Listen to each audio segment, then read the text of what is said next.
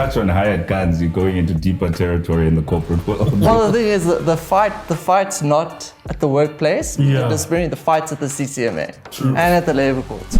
In the workplace, from my experience, there's a lot of sexual harassment that takes place. It's when men do it, it's more egregious. That was my reading of the case law. It's not to say it's not egregious with women, but there's that dynamic that you have with a male that you don't always get with being a female. I guess that's why maybe it's kind of not in the spotlight to say, there are female perpetrators out. And it's sad to actually think that from a female gender perspective, they could use that and not realize the outcome. What could be the potential outcome for accusing someone like that, which we're seeing on social media these days as well. Afternoon. Once again, welcome to Redemption. I'm your host, Dumsani Mkize. We have another exciting episode for you. We're going to be delving into labor law, and most importantly, we're going to have a look at sexual harassment in the workplace. We have an attorney in-house who's going to break it down for us. We're going to be in conversation with the attorney. As usual, I'm not alone. I am with my fellow host, Mr. X. How you doing? I'm good, and yourself, Good, brother. Thank you so much, buddy. Yes, welcome South Africa yet again. We're here to discuss a very, very sensitive subject. It's around sexual harassment, as Dumiti said. We've got Roberto Puglio Morning. in studio. How are you doing today? Good, thanks. How are you guys? Awesome. Good, Awesome. man. Good to have Roberto, you. you come with quite a lot of knowledge here, and knowing that, and I'm looking at your bio, it's quite amazing. Yeah, you're working for a firm called Barker McKellar. Barter McKellar Attorneys. Yeah, they're a boutique law firm in London. Awesome. Right here in Johannesburg. Right here. Amazing stuff. And you focus on Labor law. Yeah. Okay, and I understand you've actually worked with companies around, laws surrounding things like harassment. How is that for you? So I've worked with companies and with employees. Yeah. I enjoy working with both. Yeah. Both presents different sets of challenges. I enjoy just guiding companies, telling them how they can ensure that their policies are up to date when they deal with when they have an issue of sexual harassment in the workplace, how they can manage it so that they can avoid liability. And equally, when I represent an employee, if they've been accused of sexual harassment, I like to guide them through the process, tell them what they can do to ensure their legal rights. Yeah. Wow. And I find working with both is really nice because you learn about how, so like when you're on the company side, you'll think, when I represented that employee, I did this. And that was a weakness on the company's part. Okay. And when you're with the employee, I'd be like, oh, this is what the company did. How can I preempt that? How can I deal with that? Awesome. Yeah. Which gives you both perspectives, basically. Exactly. I just want to delve right into this and actually ask, what is sexual harassment? And, like you speaking now around, companies, how prevalent is it in companies? Okay, so that's a twofold question there. Yeah. Let's deal with the first one. Yeah. Sexual harassment.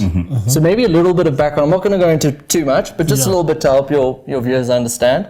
So we obviously have a constitution, and that's the overarching law of the land. So there's right to fair labor practices, dignity, privacy, and under that we have legislation that gives effect to those rights. Yeah. One of those is the Employment Equity Act. Okay. In terms of Section 6.1 of the Employment Equity Act, there's a prohibition on unfair discrimination. Yeah. You cannot unfairly discriminate against someone on the grounds of sex, gender, and sexual orientation. And the Employment Equity Act, in terms of Section 6.3, specifically recognizes harassment as a form of unfair discrimination. So sexual harassment is a form of unfair discrimination. You understand? Yeah. So I think that's important. So then you get the Code of Good Practice on harassment. What that does is it provides insight as to what sexual harassment is, how you can identify it in the workplace. Yes. So sexual harassment, just very broadly, it's unwelcome conduct of a sexual nature that is received in an unwelcome way. But it's important that you look at the code when you're dealing with potential sexual harassment and you use those definitions. And when you speak of unwelcomed, I know we'll delve into that a bit later because it's a very tricky subject with what happens in companies and in business nowadays. It's a matter of maybe you're in a relationship or you're not. Is it welcomed? Did you have a prior arrangement with this person? I like that conversation topic. I'm very excited for it. We'll definitely go into it. Definitely. And looking at the second part of that question, how prevalent is it just from your experience? So Let me tell you in terms of the case law that I've read. So obviously judges are dealing with it all the time. Yeah. And what the judges have said is it's very prevalent. In the workplace, from my experience, there's a lot of sexual harassment that takes place. I don't think that's in question. I don't think that's controversial.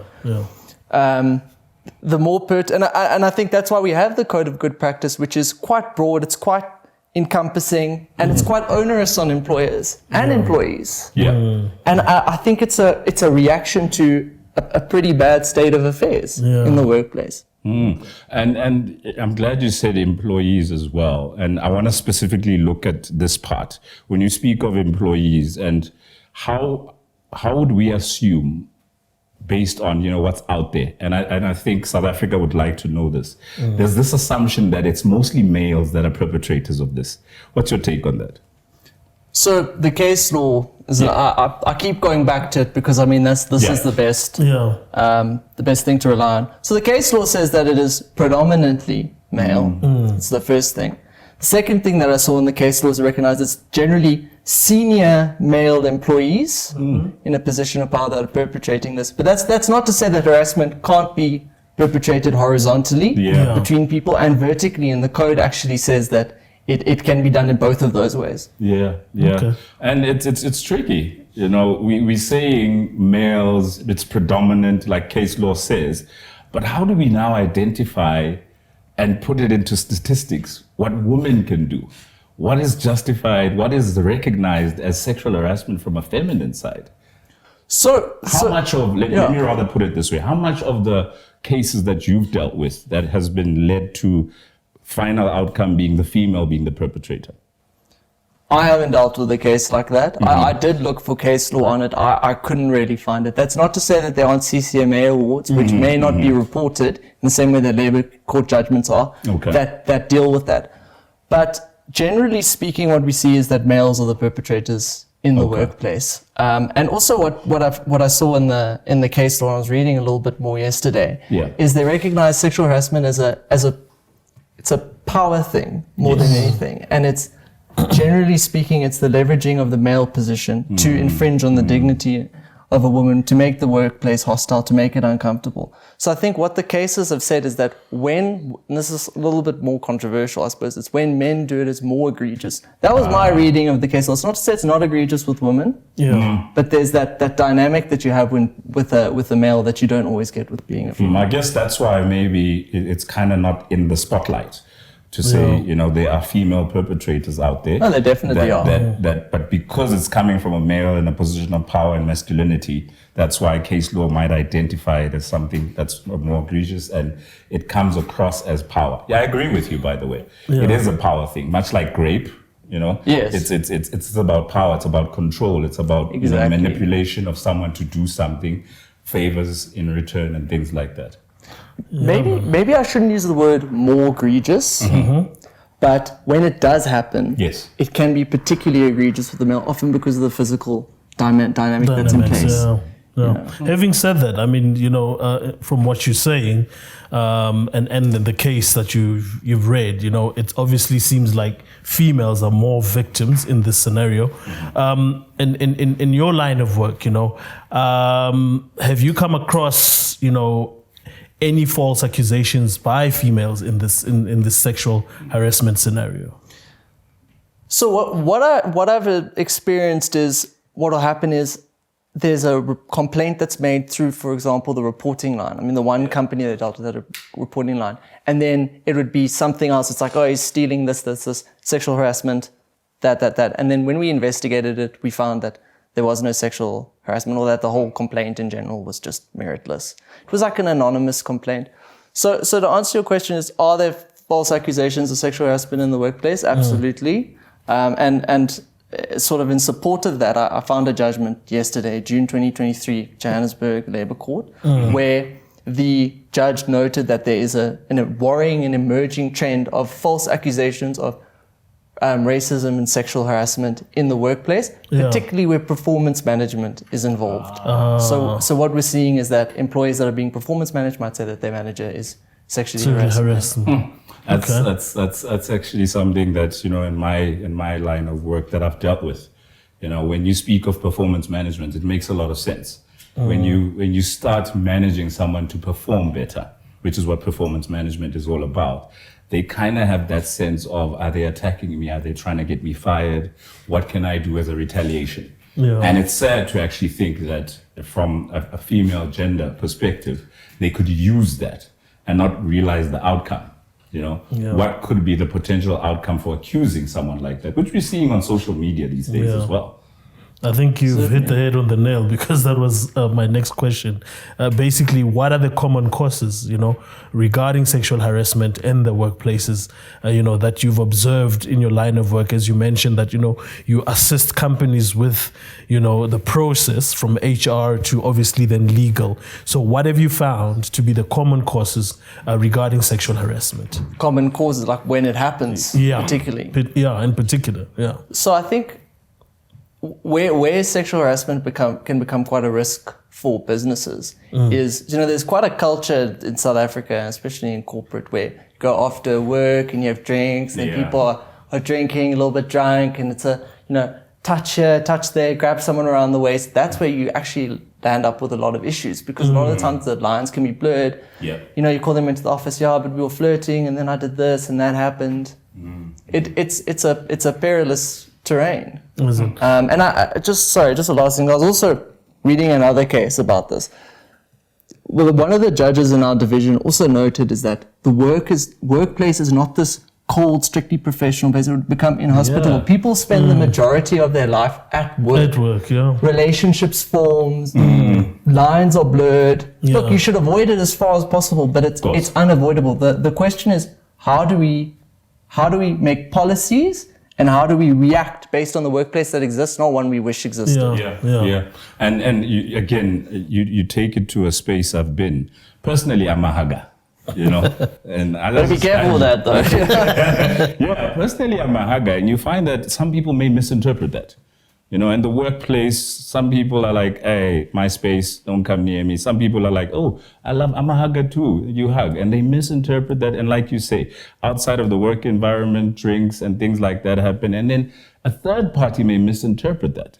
And you find cases where people get influenced to say there was sexual harassment. I could see how that could happen. So, I mean, for example, so I'd imagine what you're saying is something along the lines of, it's a work function, you go and you give your female colleague a hug, you walk away, then someone goes to the female colleague and says, oh, exes, you just a little bit. It's a bit touchy. Like, don't you think that's wrong? Don't you think you should report that? I heard you have to report that. I mean, that can happen. So tell me, I mean, with this now, with the false allegations, as you mentioned, I like the drinks analogy, because sometimes it starts from the workplace, right? And then we decide, cameras everywhere, we don't want to be seen. Let's go to, a restaurant or a club or whatever. And then you find that people have a fallout. The following day, it's an awkward moment, and they can't even look at each other because one believes that they were sexually harassed. Would that now fly or surface in a court of law, where now the female says, no, but this guy inappropriately did this to me, but now it was not within the confines of, the corporate office? Okay, so I think the starting point has to be here. It's in the code of good practice, this concept of the workplace is broadened. So the thing is, if you're at a work function and then you go out with your colleagues afterwards and something happens, then you are still going to be liable in terms of for a disciplinary point of view. So now let's look at what the obligations are on the employer in a situation like that. Employers have to investigate sexual harassment when it's brought to their attention. It's not for the employer to go, I don't really think that doesn't sound right to me. There needs to be a proper investigation, otherwise you can have liability down the line. With that being said, obviously the employee also has the right to a fair process. Most definitely. So based on that event, the employer would still have to prove its case against the employee at a disciplinary hearing, where substantive and procedural fairness would have to be observed. And I think just on this point, I think this is important. And I was also reading in a textbook about it yesterday. So in the Constitutional Court have said that sexual harassment is the most heinous misconduct that plagues the workplace. But that doesn't mean that the usual procedural and substantive fairness doesn't apply. So they've labeled it as heinous. You're bordering on, as SVU type of territory here, Special Victims Unit. Look, it is, and I mean, I've seen when sexual harassment takes place in the workplace, it causes a lot of damage to victims, to the work environment in general. It is a truly heinous form of misconduct, and it's one that needs to be dealt with. Most definitely, with we severely. totally agree. Yeah. And on the flip side, my next question to you is, what would happen to someone who's found to be, falsely accusing someone of sexual harassment? Yeah. Because that in its own is reputational damage. Exactly. To someone who's being falsely accused from a workplace perspective, their position, their income, their family, their friends. What happens in such a situation? Or have you even come across such a case?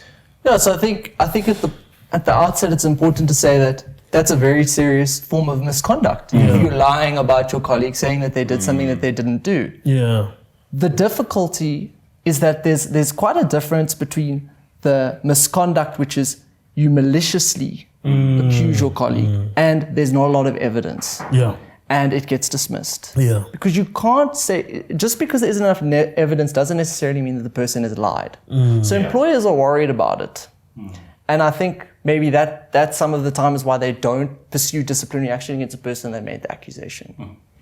But would then the process take place? Because as you said earlier, you cannot go on he said, she said. There has to be an investigation that takes place. And obviously the findings thereof will then determine what needs to be done. But I think like X has just asked, I mean, it destroys your character, destroys your reputation. Yeah. And how do you guys handle such, Okay. I think let's make this practical. You're an employee. You've been falsely accused of sexual harassment. I think this is where it's going. You need to follow the grievance procedure at your business, at the workplace, and then based on that, the employer will make a decision as to whether to institute disciplinary proceedings or not. And how long does that take, Roberto? The grievance procedure, it depends. So companies will generally, within their disciplinary policies, set out the timelines for a grievance procedure. But it should be done within a reasonable time. Okay. Because of course, there's still that element of, mentally you're not okay. Yeah. And the quicker it's the very better. tough. It's the discomfort as well. With that being said, I was actually, I was in a criminal matter now. I was doing an assault matter with one of the advocates. And he told me that, this is in a criminal context, he said it's not necessarily a bad thing when these things drag out. In the workplace, I think it can be an issue, but sometimes it's better for them to do a proper investigation, for you to cooperate fully, get legal advice if you need to, prepare for your disciplinary hearing, as opposed to being like, oh, I'm stressed, and that's very valid. I'm stressed, and then you're scrambling and you do this quick disciplinary, and there's some hired gun chairperson and you're gone. Yeah, well, you touch on hired guns, you're going into deeper territory in the corporate world. Well, the thing is, the fight's not at the workplace with your disciplinary, the fight's at the CCMA. True. And at the labor courts. Yeah, and then you find some companies who have those hired guns, which sometimes tends to be a bit unfair to whoever is being accused. Well, they have a tendency to decide in favor of the employer. But with that being said, the companies also shouldn't use people that are just going to rule in their favor. Yeah. Because that opens them up to a CCMA case, which can be very expensive in order to pay compensation. And have you seen any form of weaponization of sexual harassment? Like you said earlier, around people being malicious around it. Have you come across that? What's that? What does that look like to you? I think the best way to answer the question is like this, because I was thinking about that last night. South Africa is obviously a post-apartheid society. We're racially charged society. There's I was going to say sexually charged, but that doesn't make sense. Like, you know what I mean? These issues of race, sex, gender, can be very, very race, sex, gender these are big issues that are taking place. So they're going to manifest in the workplace. So you're going to have it being used by unscrupulous people as a tool and as a weapon. And I mean, even and I was thinking about it, and I don't remember this exactly, but I remember there was a stage with in politics where they would call people like clever black and all of that stuff. There was just name calling and everything. That seems to have died down, but that Zuma era and stuff like that. And the workplace is not really going to be different. I think the point is this: if you have unscrupulous people, they'll do whatever they need to do to undermine you. Most definitely. True in You look politics, at true in the workplace. Sorry, Yeah. but you look at the current case. Well, the case with the judge, and this lady. That's got elements of so much in that. Oh, the Eastern Cape. Yes, yes. Yes, I It's got recall elements that. of, we look at the witness statements and how she said, he said type of thing. And then there's evidence of conversations. You start asking yourself, did she lead him on? You look at situations where she continued to communicate with this judge, however, still claims sexual harassment. It's kind of tricky.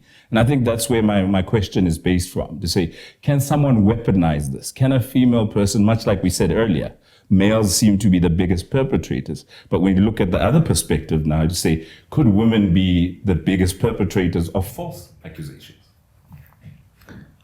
To be honest, I can't answer that question in the abstract. Understandable. I would have to look at the case law on that, and I haven't found any case law on it. I don't want to tell you yes or no, definitely. because I'm trying to link it back to what I've read and what I've experienced. Yeah. Just on the Eastern Cape judge, to be honest with you, I've got an idea as to what happened. I don't know the details of it. I'm not really in a position to comment on whether on the validity. But there is one point that I wanted to touch on there.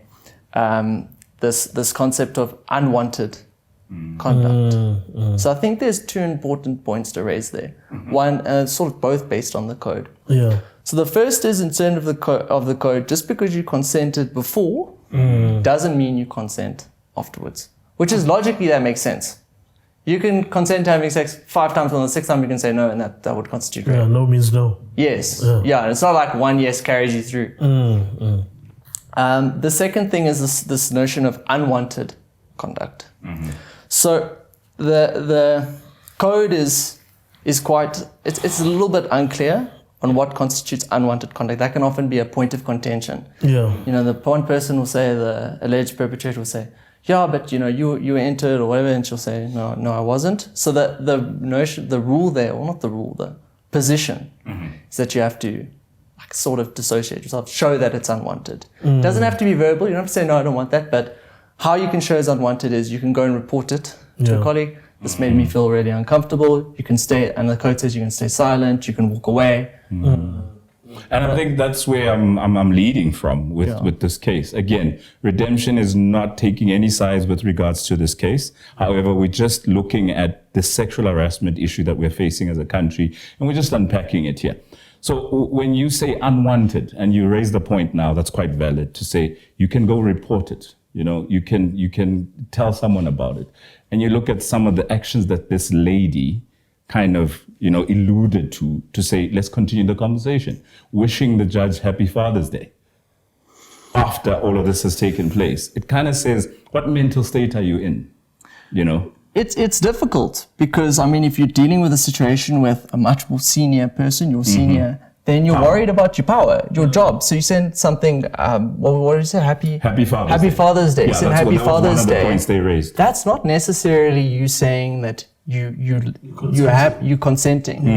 And also I'd say acquiescence isn't consent. If something happens and you sort of freeze up or you don't really do anything. Fight or flight. Yes, that's not, that wouldn't be consent. That conduct would still be unwelcome in my view. Okay. I think that's a very strong point, Roberto, because from what you're saying, obviously no one wanting to criminalize himself or make, a stern factual statement because this is ongoing. But I think from, I gather from this conversation as well, is that weaponization is actually on both fronts. Obviously, individually, somebody's trying to get, something from the other person. It could be, one is experiencing emotional damage and they want, some recompensation maybe. But nonetheless, in which industry have you experienced that sexual harassment is more common than versus other industries, with the cases that you've come across there, Roberto? It's difficult. I've seen a lot in the public sector. I've seen a lot of bad sexual harassment there. But it's everywhere, and I think that's an important point. I think it would be a false sense of security to say, I'm at a nice blue chip company, I'm not going to be sexually harassed. I'm at a nice blue chip company. If something were to happen, then I would be protected. or Yeah. the company would take all steps reasonable to protect me. Okay. There's also another thing just to keep in mind, and I Yeah. think what's quite an interesting provision is Section 61 of the Employment Equity Act, which is that when there's an incident of sexual harassment, you have a duty to report it immediately for the purposes of liability. Okay. So this word immediately, I think is quite interesting, because you read that and I think that's contemporaneous. It's like, you sexually harass me, I have to like literally march into the HR's office and say this happened. Yeah. It's not like that. Okay. It's reasonable based on the facts and circumstances. I sort of interpret it as the first reasonable available opportunity where you can do it. But we must also keep in mind, immediate, we should not take out the fact that someone is still traumatized. Yeah, exactly. You know, there's still an element of, I'm still dealing with this. I'm still wondering, did this really happen to me? Exactly. You know, and we see this all the time. And speaking to some of the cases I've read about, especially from a lady's point of view, where something has happened at work, you can't even tell your husband. Yes. You know, there's family members, there's people that you wish you could tell. And that's where sometimes it starts, where you tell a friend and then a friend encourages you to go to HR, speak up about it. So the immediate is a bit tricky to work around. You know, it gives you a sense of rush, but who's to say your mental state? That's a good point. And I think that's why it's a fact-dependent inquiry. So what would you say is the best time frame? You know, in this case, immediate means different things for different people. So what would be, you know, the, for lack of a better word, you know, the best time to actually go and make your case with your HR for starters? Because that's where it begins. Okay. So let me step into an employee's shoes for a moment. And I'm saying now the employee wants to vindicate her rights. She maybe wants to approach the CCMA. Yeah. So, I mean, the first thing to keep in mind is this immediately will be largely determined by the policies that you have in place and the procedures that you have in place. Okay. So, Is this from the good conduct Sorry? practice? Is this from the good conduct process of the company? Yeah, from the policies that they have to have in terms of sexual harassment. Yeah. So if the policies are quite clear, there's been lots of training and awareness on sexual harassment, then I would say you've probably got a little bit less time to report it than you otherwise would have. If there's nothing really, then immediate is you trying to figure out what's happening, you don't know, you're scared, all those sorts of things. So yeah, I think the first step would be, if something's happened to you, is to look at the policies. Yeah. And the policies, a lot of the time, they prescribe things like, your company might have trauma counseling, for example. So you could really leverage those resources. Yeah. And also in the Code of Good Practice, it encourages giving additional sick leave for people that have been victims of sexual harassment. So the first step would definitely be the company, would be the policies. Then it would be to approach someone you trust, to approach HR, and then the process will kick off, which can be a formal process or can be an informal process, ultimately depending on what the nature of the sexual harassment is. The employer does have an overarching discretion though. The victim's viewpoint is important, is taken into account. But ultimately, I mean, it's the employer the employer has an obligation to deal with serious misconduct in a serious manner. If it's a very serious form of sexual harassment, you can't have informal. Because there's reputational damage for the employer as well. So it just opens them up to liability and everything, So having said that, in the cases that you've come across, have you dealt with a case where sexual harassment has been weaponized and used to discredit, a fellow employee or within the workplace in that context? I have. I haven't seen it being used successfully, and I haven't really seen it been pursued properly either.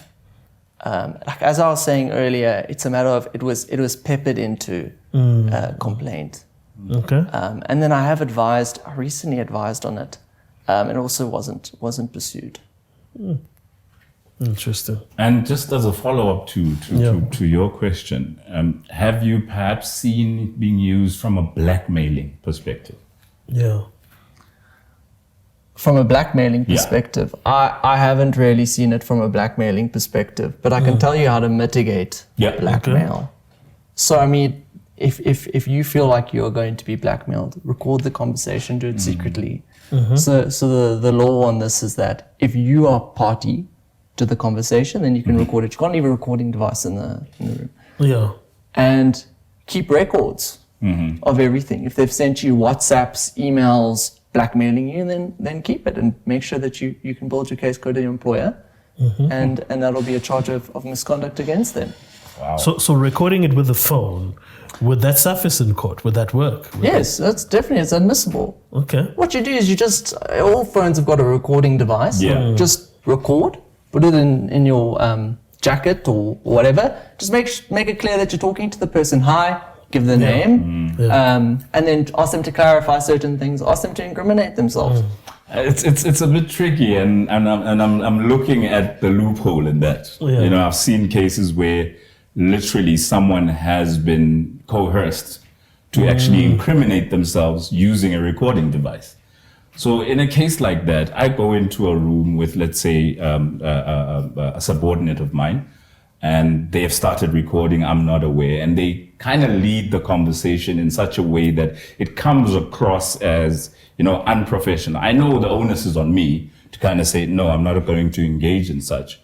How does a company or how does the legal world kind of differentiate from someone who's been coerced or put in a situation where they incriminate themselves or genuine sexual harassment that's been recorded?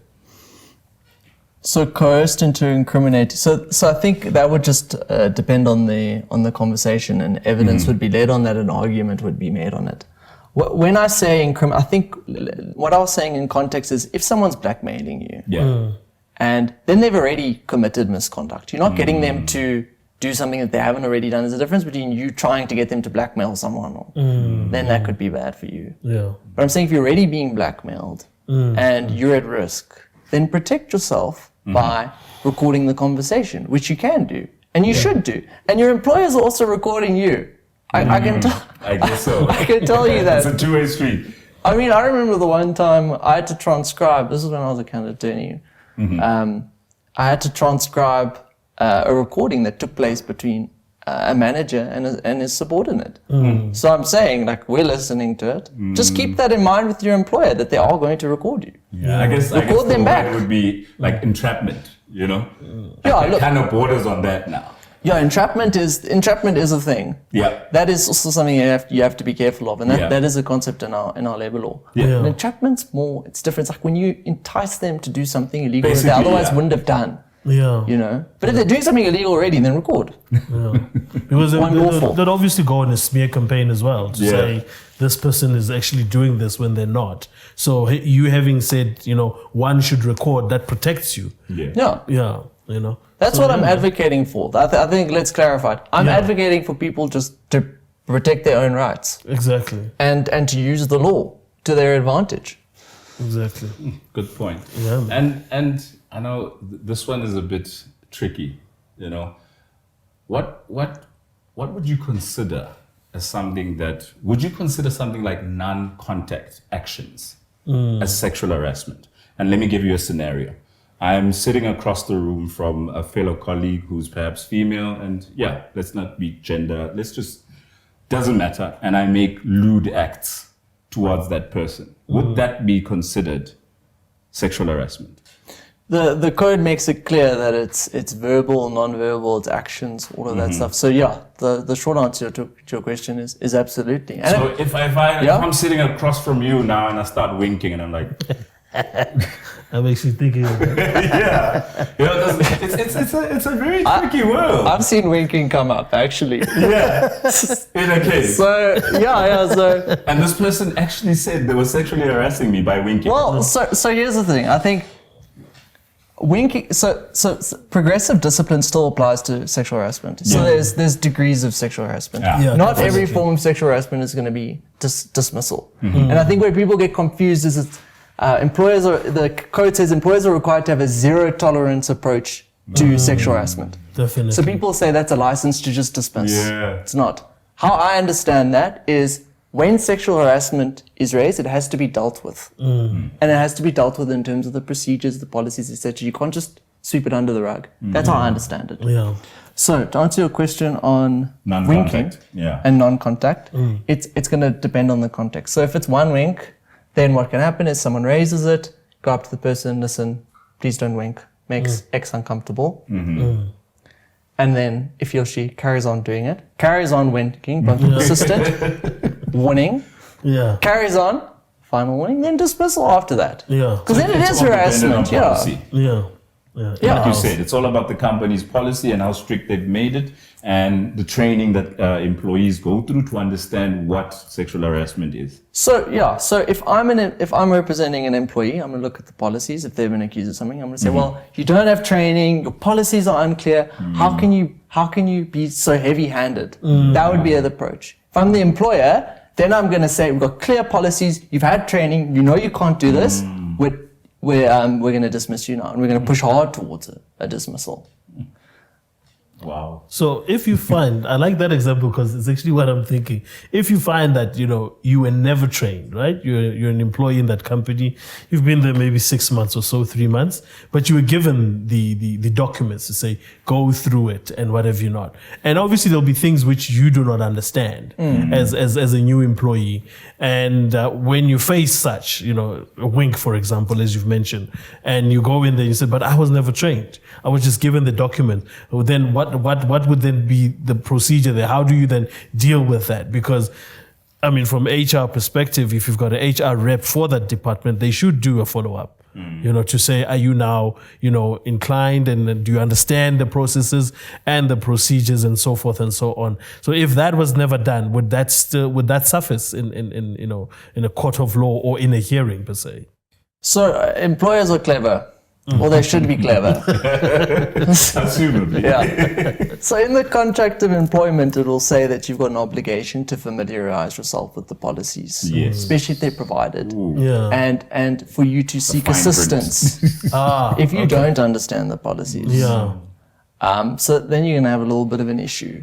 So then, the angle that I would take is if I was representing an employee, I'd check if the contract has that.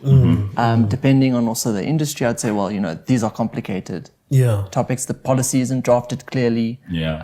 There's no training and awareness. Those would be mitigating factors, but those are more mitigating than they are. If they mitigate rather than absolve you. Okay. So the onus is on you, basically. The onus is on you as an employee to familiarize yourself with the policies. And I would encourage all employees to do that. I know it seems like a hassle, but I would just take one policy a day, go through it the next day, go to HR. What does this mean? How does this apply? What if I do this? Ask them. Be that irrit that says, I don't understand this. Yes. Well, rather don't understand it, clarify it there, than get dragged to a disciplinary hearing. The consequences later are not worth it. Definitely. And then maybe just to cover all bases, actually, because Roberta has given us, the verbal and non-verbal harassment. Maybe just to cover all the bases, what would then be, the physical harassment in the workplace that, that is obviously bad conduct and it shouldn't happen. What would you, say is the physical harassment that is prevalent in the workplace? So sexual harassment, it covers everything. It can go from, it would be like rape, then the more very serious sexual assault. That's super heinous. No, of course. But I'm saying, so, but then it would be like touching and stuff like that. And obviously the touching would have varying degrees, touching certain sensitive areas, obviously going to be worse than others. But then it's also things like what I've seen is like grabbing around the waist, touching like shoulders, touching like the neck and stuff like that. So X is a hugger, is that allowed? My mind just went there to Nidhi, and I was like, oh my word, I'm in trouble here. Exactly. And let's use that scenario as a hugger. You're saying touching of the shoulders and so forth. To what degree does someone whose personality is kind of out there, like I'm saying, I'm that person who, and I'm not going to use love languages here and talk about physical touch, but it's comfortable. It's my way of showing care or affection or a sense of, but obviously keeping in mind that there are rules within the corporate world or the workspace. But if I reach out to someone, I hug them, they hug back. They come back tomorrow and say, that was uncomfortable. Okay, I think let's deal with there's two aspects there. Yeah. So I think the first thing to keep in mind is that there's your rights, your preferences, and there's the other person's rights and preferences. When does it become an issue? So also I was reading another case that says when you invade their personal space. Obviously, people have different conceptions of personal space, but I think that's to keep in mind.